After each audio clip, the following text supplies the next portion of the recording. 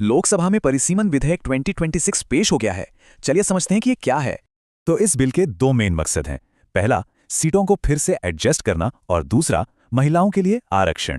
तो सबसे पहले बात करते हैं सीटों के पुनर्समायोजन की, यानी उन्हें फिर से तय करने की।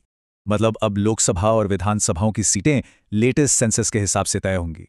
अब आते हैं बिल के दूसरे बड़े मकसद पर, महिलाओं के लिए सीटों का आरक्षण। इस बिल के तहत लोकसभा और विधानसभाओं की 1/3 सीटें महिलाओं के लिए रिजर्व होंगी।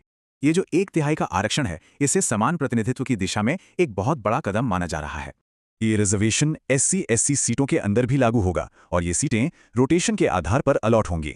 रोटेशन सिस्टम ये पक्का करेगा कि सीटें अलग अलग निर्वाचन क्षेत्रों में बदलती रहें।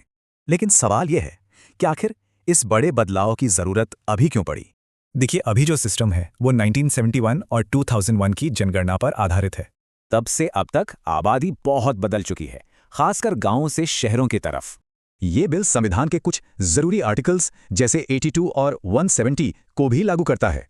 तो अब सवाल आता है कि ये पूरा काम करेगा कौन? इसके लिए बनेगा एक परिसीमन आयोग। इस पूरे प्रोसेस को लीड करने के लिए केंद्र सरकार एक डिलिमिटेशन कमीशन बनाएगी। इसमें सुप्रीम कोर्ट के जज, चीफ इलेक्शन कमिश्नर और स्टेट इलेक्शन कमिश्नर शामिल होंगे। आसान भाषा में समझें तो परिसीमन का मतलब है चुनावी इलाकों की बाउंड्री फिर से तय करना। और आखिर में ये नया बिल एक पुराने कानून को रिप्लेस भी करेगा। यह परिसीमन विधेयक 2026 साल 2002 के परिसीमन अधिनियम को निरस्त कर देगा। सोचने वाली बात यह है कि ये नया चुनावी नक्शा और महिला आरक्षण भारतीय राजनीति को कैसे बदलेंगे।